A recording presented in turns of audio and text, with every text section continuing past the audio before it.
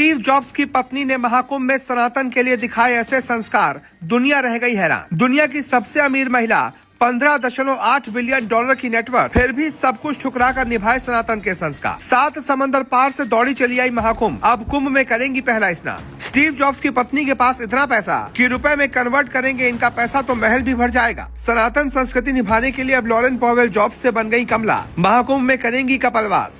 जी, technology की दिग्गज company Apple के सह संस्थापक रहे स्टीव जॉब्स की पत्नी और दुनिया की सबसे धनी महिलाओं में से एक लॉरेन पॉवेल 13 जनवरी से शुरू हो रहे प्रयागराज महाकुंभ 2025 में भाग लेंगी। दुनिया की चकाचौंध में संगम की रेती की महिमा किस तरह फैलने जा रही है, इसकी वानगी महाकुंभ में दिखेगी।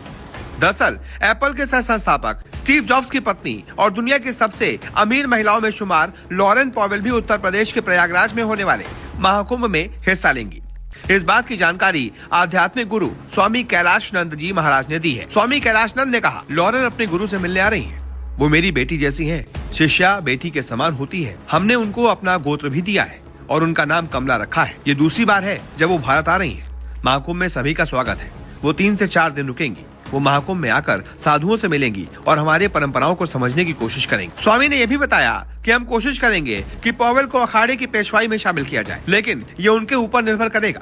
वो इस कुंभ का दौरा करेंगी और यहाँ संतों से मिलेंगी। उन्हें भी अच्छा लगेगा, हमें भी अच्छा लगेगा कि जो लोग हमारी परंपराओं के बारे में ज्यादा नहीं जानते वो हमारी परंपरा के बारे में सीखना चाहते। स्वामी ने कहा, दुनिया में ज्यादातर लोग किसी न किसी गुरु के मार्गदर्शन में हैं।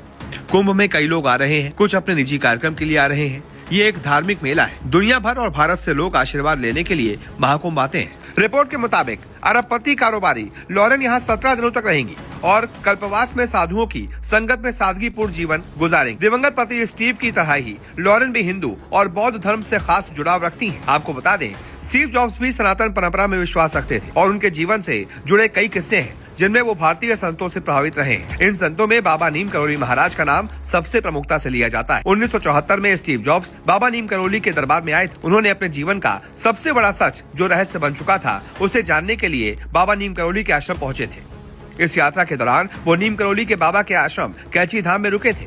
इसके अलावा परमहंस योगानंद द्वारा लिखित ऑटोबायोग्राफी ऑफ अ योगी किताब भी उनके लिए बहुत खास रही थी। स्टीव जॉब्स ने कई मौकों पर इस किताब को जिंदगी में बदलाव लाने का जरिया माना था। रिपोर्ट्स के मुताबिक लॉरेन यहाँ 13 जनवरी को आ जाएंगी।